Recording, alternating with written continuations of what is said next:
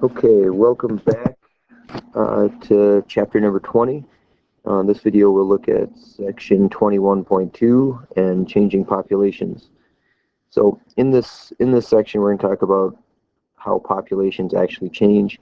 To start out with, there are two terms that we need to make sure we can recognize. That is birth rate and death rate. Very simple terms, just the way they sound. Birth rate is just how many offspring are born in a given amount of time, and the death rate is how many organisms die in that given amount of time. With some common sense here, if there are more births or the birth rate is higher than the death rate, then the population will go up, and the opposite will happen if the birth rate is lower. This is just a very simple way to look at how populations are actually going to change, and that change can be caused by a number of different things. Okay. Now, population growth happens at different rates all the time. Typically, it's pretty it's a pretty standard amount of growth or a rate of growth. Looks more linear or in a straight line. Okay, but there is something called exponential growth, and this only happens, as it says up here, when the population is in perfect conditions with an unlimited amount of resources. Okay, last section we talked about limiting factors and how those limiting factors typically slow population growth when it reaches a carrying capacity.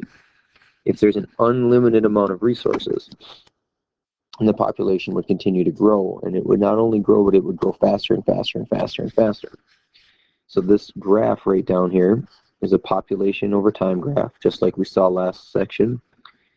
And you can see that as this graph goes out here, it increases in speed at how fast it grows. And at this point, it's going to continue to grow faster, then faster and faster. This is called exponential growth. Now, this doesn't happen very often, and it doesn't happen for very long. Okay, the reason right here is there are always limiting factors. There's always going to be a population is always going to run out of resources available, like food or shelter or water or whatever have you. One place where you can see exponential growth pretty commonly is with the growth of bacteria. Okay, this over here, this is actually an example of bacteria. Bacteria tend to can grow very quickly in ideal conditions. Because bacteria, they multiply. So if you start out with one bacteria, it goes to 2, and then 4, and then 8, and 16, and 32, and 64, and on and on and on and on and on and on very quickly. Okay, some bacteria can multiply as rapidly as they can multiply in as little as 20 minutes. So if you double your population every 20 minutes, you can see how that can happen. So sometimes that happens when you might wake up in the morning and feel totally fine, but then by the time you go to bed that night or you get home from school, you might be feeling really crummy, and that can happen from exponential growth. You might have picked up a bug somewhere along the way in the day, and it continued to multiply because you're providing it with ideal conditions to grow that population, and the population grows exponentially. Again, it doesn't happen very long because there's always going to be limiting factors. It's going to run out of resources eventually, but it can happen. Okay, populations, of course, do decrease. There are limiting factors that we talked about last chapter. Okay, food, water, shelter, climate, sunlight. Those are all limiting factors. There are 3 limiting factors that can increase the death rate in a larger factor than those other ones. Okay, these are natural disasters / bad weather, disease, and predation. Okay, these are things that are typically out of the control of the organisms. So that's why we didn't talk about these last chapter as much. But these definitely would have a negative effect on the population. Just some examples of each of these. A natural disaster such as this was the tsunami disaster that followed the earthquake in Japan. Disease can wipe out an entire population very quickly. And then predation obviously has negative effects on populations.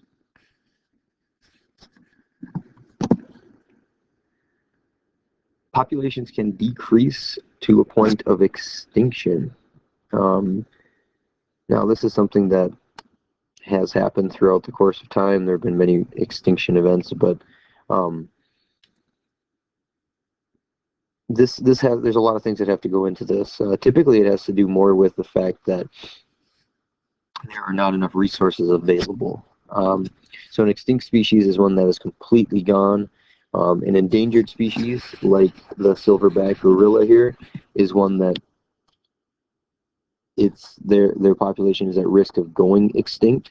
And then there's a threatened species, which is a species that is at risk but not endangered. Okay, so these endangered and threatened species, these are tags that humans have put on organisms so that people are aware of them, so that measures can be taken to help preserve the population.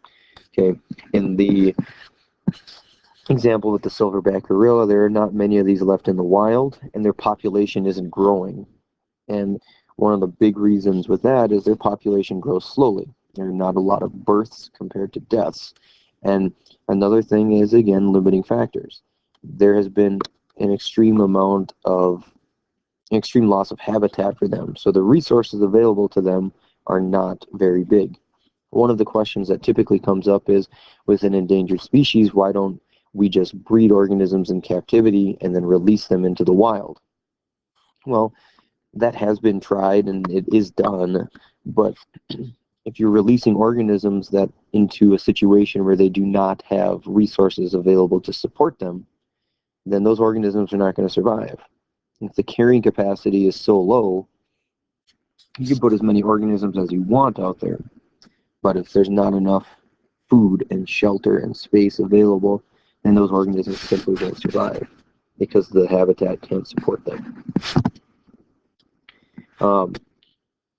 Not every organism that is over the carrying capacity is going to die.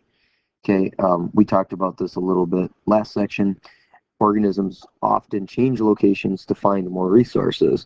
So we see this all the time here in Morris when we have a changing of the seasons from winter to spring, and then again from fall to winter.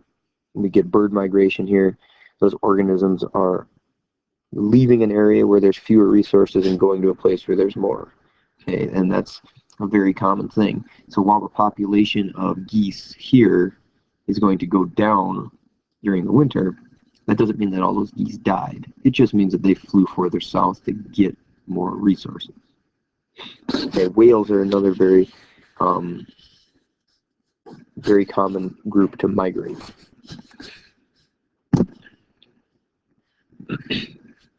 Okay, when looking at population changes so far, we've been talking about animals. It's important to recognize that animals and plants are affected by population change. We don't think of plants often as populations, but there absolutely are populations of plants. Humans are in a totally different category. Okay, we as humans are different than all other animals, and the biggest thing that allows us and our population to be different is that we can increase our carrying capacity.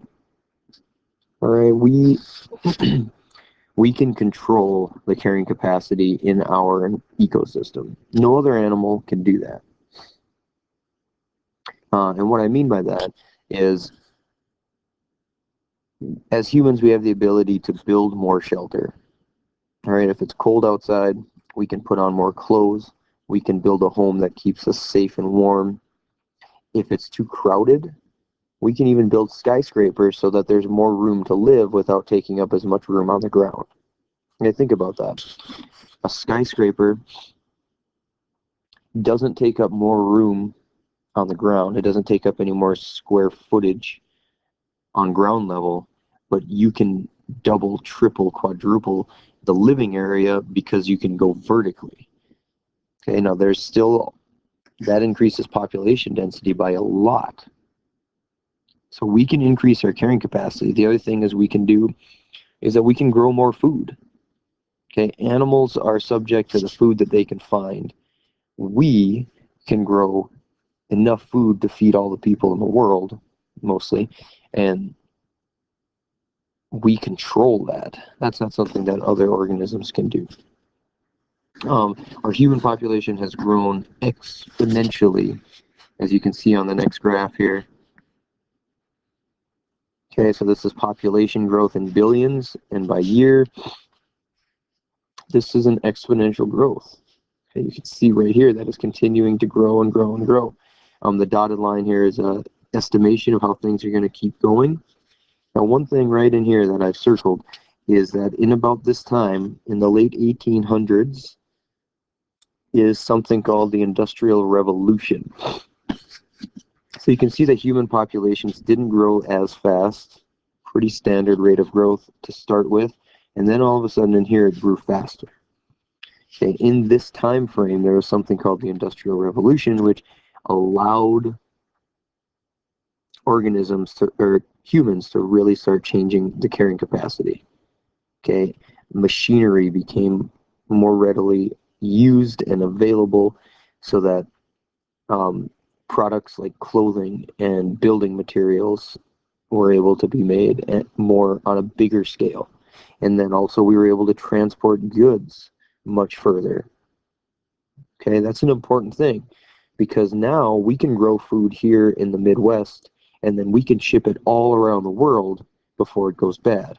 Whereas before this time, if you were going to ship some goods from the Midwest, you're going to have to travel by horse and buggy, and then maybe by train, and then by boat. Okay, all methods that take much longer than it would today. So the resources that we have available are not just drawn from a local area, they're drawn from a global perspective.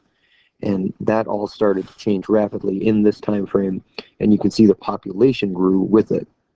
We increased our carrying capacity during this time, and our population went with it. And you can see it continuing to go up.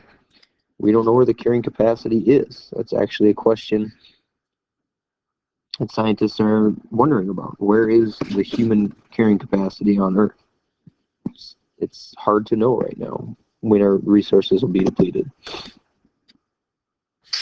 Okay, one of the side effects of human population growth is that as we increase our carrying capacity, that means there's less space for other organisms. Okay, and you guys have probably noticed changes to this even within your guys' lifetime. If you go to areas like cities, and you can see that they're growing. Okay, the border of cities continues to expand outward, which takes away space for plants and animals, so that reduces their carrying capacity. And at some point, it's going to have an effect on how much carrying capacity it is for humans, because a lot of that space is already used for agricultural land. Another thing that helps keep human population growing is that people live much longer now than they did. They are human medicine and the skill that doctors have now allows people to live longer, and it allows people to recover from being sick. Okay, 100 years ago, 150 years ago, there weren't as many people that reached adulthood. And if you lived out in the prairie, and as a kid, if you got sick, you might not make it to a doctor in time to get better.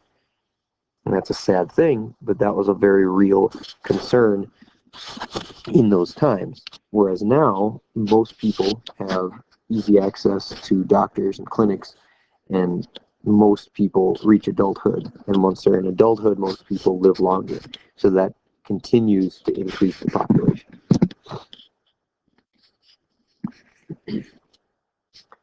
Okay, these are 4 factors that help continue to grow the human population.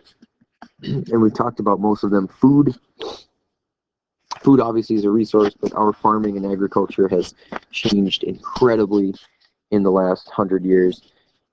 If you think about combines and tractors and how much different they are now, and how far we've come from having to use a single plow pulled by a horse to plow a field, we can harvest way more agriculturally than we could before. And again, the resources, the biggest thing with this, make sure you add transportation, because our resources don't come from a local area anymore. It used to be that the resources you had to be within walking or traveling distance with your horse and buggy. Okay, those resources now are global. We have resources that we use every single day that were not produced here, that were not harvested here. They were harvested halfway around the world, and that has to do with transportation. Another important factor is sanitation. Okay, this helps to keep people healthy, because with indoor plumbing and that type of stuff, it helps to keep water clean. Okay, that's the biggest thing with sanitation, is that we have fresh water. Not every place in the world has fresh water, okay, but it's still much better than it was. And then the final thing is medical care. As we mentioned, people live longer, people stay healthier at a younger age because of our modern medicine. And that's just something that wasn't readily available 100 years ago. Okay, that's where we're going to stop for section 21.2. Remember, at any time you can pause, rewind, go through this at your own pace. All right, thank you.